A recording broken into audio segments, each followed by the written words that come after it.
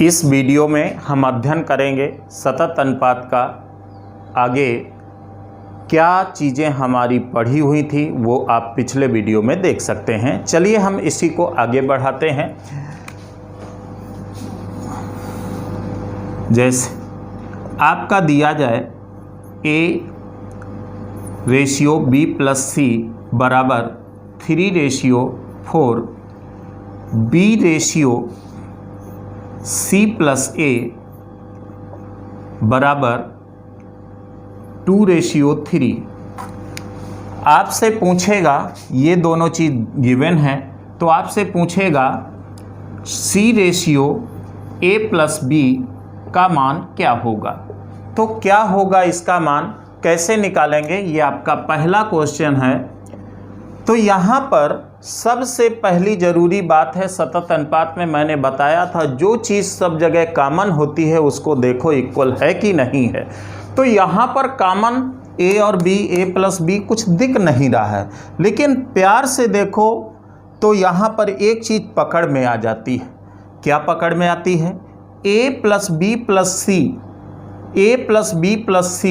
दो चीज़ें यहाँ से बराबर दिखने की उम्मीद दिख रही है, क्योंकि A+B+C इससे भी निकाल सकते हैं, A+B+C इससे भी निकाल सकते हैं। तो यहाँ पर A+B+C कितना दे रहा है? 7 हो रहा है, यहाँ पर 5 हो रहा है। अब सबसे बड़ी मुद्दे की बात है कि यहाँ पर आ रहा है 7, यहाँ पर आ रहा है, इनका सम कितना? 5। तो कैसे निकालेंगे कि हमें अलग अलग A/B/C मिल जाए? तो देखें ज़रा, सतत अनुपात फाइंड करने के लिए यहाँ पर क्या करते हैं। यह योगफल कितना हो रहा है?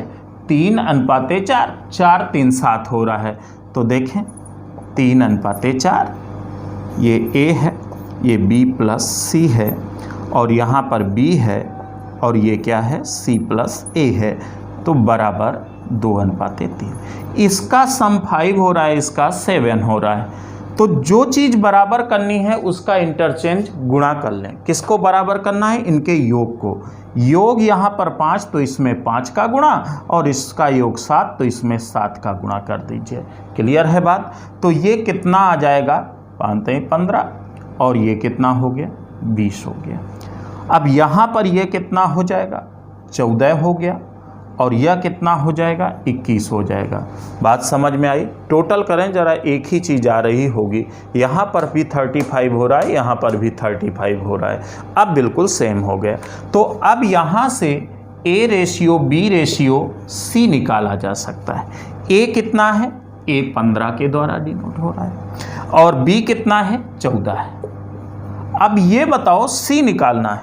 C निकालना है, B+C 20 है, तो B+C से B हटा दें, 14 हटेगा, तो कितना? 20 - 14 हो जाएगा। या तो हम यह भी कर सकते हैं 15, 14, इसका इस्तेमाल करें, इसका। तो C+A 21 है, C निकालना है तो A को घटाना पड़ेगा। A कितना है? 15।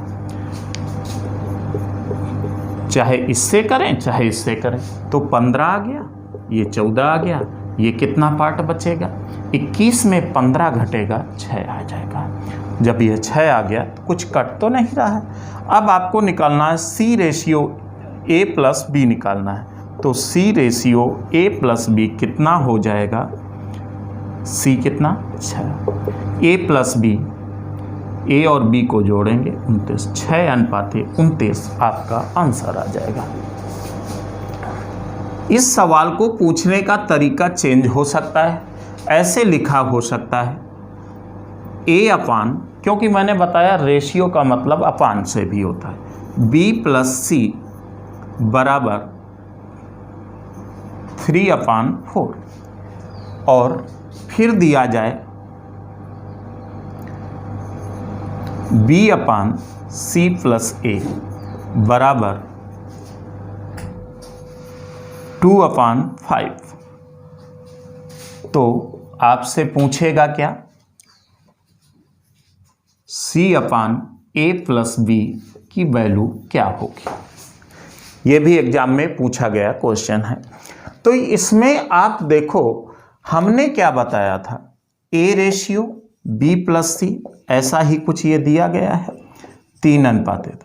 जब ऐसा दिया होता था तो क्या करते थे, दोनों चीजों पर ध्यान देना है, बी सी प्लस ए 2:5, यहां पर भी 7, यहां पर भी 7, अर्थात ये तो बराबर हो रहा है, देखते ही देखते बराबर हो गया। तो जब बराबर हो गया तो आपको इंटरचेंज में मल्टीप्लाई करने की जरूरत नहीं है। तो क्या करेंगे, A ratio B ratio C निकालेंगे तो कितना प्राप्त हो जाएगा, ये 3 हो गया, ये 2 हो गया। अब यहां से 4 में बी और सी है, सी को किसको हटा दिया जाए, सी निकालना है तो बी हटा दिया जाए, तो 4 माइनस बी कितना है, 2 है। इस प्रकार 3:2 प्राप्त हुआ कि नहीं प्राप्त हुआ। अब आपको क्या निकालना था, C/A plus B find out करना था। तो कितना, 2/ कितना हो जाएगा, 3 2 5, अर्थात C/A प्लस बी बराबर 2/5 प्राप्त हो गया। समझ में आ गई बात बिल्कुल। देखिए क्वेश्चन नंबर 3 आपके सामने है। रुपए 1300 को 1300 को ABCD में इस प्रकार वितरित किया गया है कि A/B बराबर B/C बराबर C/D बराबर 2/3, अर्थात A रेशियो B दिया गया है, B रेशियो C दिया गया है, C रेशियो D दिया गया है। इन तीनों की वैल्यू दी गई है, किसकी, A ratio B, B ratio C, C ratio D की। इससे हम एक चीज पता लगा रहे हैं कि A रेशियो B बराबर कितना, 2:3, B रेशियो C कितना, 2:3, C रेशियो D कितना, 2:3। अब A का भाग निकालना है और सामूहिक रूप से कितना है, इन चारों का भाग यह दिया गया है। तो हमें इन तीनों का सामूहिक रूप से अर्थात लगातार अनुपात, सतत अनुपात इनका निकालना है। तो सतत अनुपात कैसे निकालते हैं ये आपको मैं बता चुका हूं। A ratio B ratio C ratio D निकालना है तो इसकी वैल्यू रखें, 2 3 रख दिए, 2 3 2 3। इसको इसके पड़ोसी से फिल कर दीजिए, 3 3 2 2 2, खाली स्थान। कुछ कट रहा है क्या, 2 3 जगह तो है लेकिन चौथे जगह नहीं है। अब यही प्रॉब्लम है कि कुछ कट नहीं रहा है। जब कट जाता तो जो बचता उनका मल्टीप्लाई करके रख देते, जब कट नहीं रहा तो सीधा सीधा गुणा करें। ये 8 हो गया, 3 दूनी 6 दूनी 12 हो गया, ये कितना हो गया, 3 तिरका 9, 18 हो गया, ये कितना हो गया, 27 हो गया। इन सब का टोटल हुआ 65। 65x बराबर 1300 के, 65 दूना 130, अर्थात 1 भाग बराबर, यहां से 1 भाग बराबर आपका मिला 20 के। जब 1 भाग बराबर 20 तो A की वैल्यू निकालनी है। A की वैल्यू कितने भाग में है, 8 भाग में। तो A बराबर 20 गुणे 8 बराबर 160। It is answer. आपके सामने ये क्वेश्चन नंबर 4 है।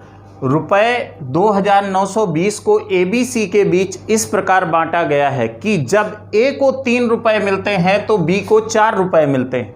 यदि B को 3.50 रुपए मिलते हैं तो C को 3 रुपए मिलते हैं, तथा B तो निकालना क्या है, B तथा C के भागों का अंतर क्या होगा। B तथा C के भागों का अंतर, तो यहां पर हमें जो संबंध दिया गया है, A को जब 3 मिलते हैं तो B को 4 मिलते हैं, तो A रेशियो B कितना हो जाएगा, 3:4 हो जाएगा।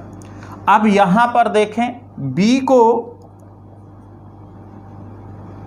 जब 3.5 मिलते हैं, 3.5, तो C को 3 मिलते हैं, तो यहां पर दशमलव लगा के 0 बढ़ा दें, दशमलव से दशमलव कैंसिल, तो ये कितना आ जाएगा, 7:6 हो जाएगा, 5 से कट गया।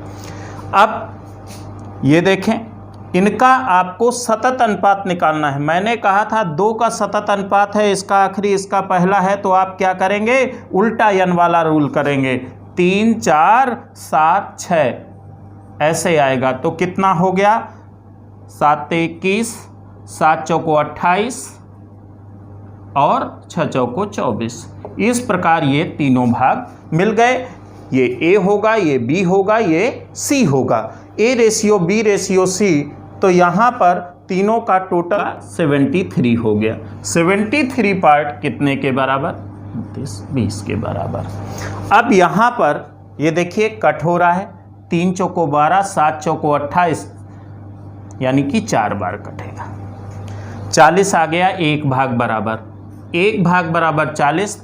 तो ए किसका अंतर? बी और सी के भागों का अंतर, बी और सी के भागों का अंतर, अर्थात बी माइनस सी कि सी माइनस बी।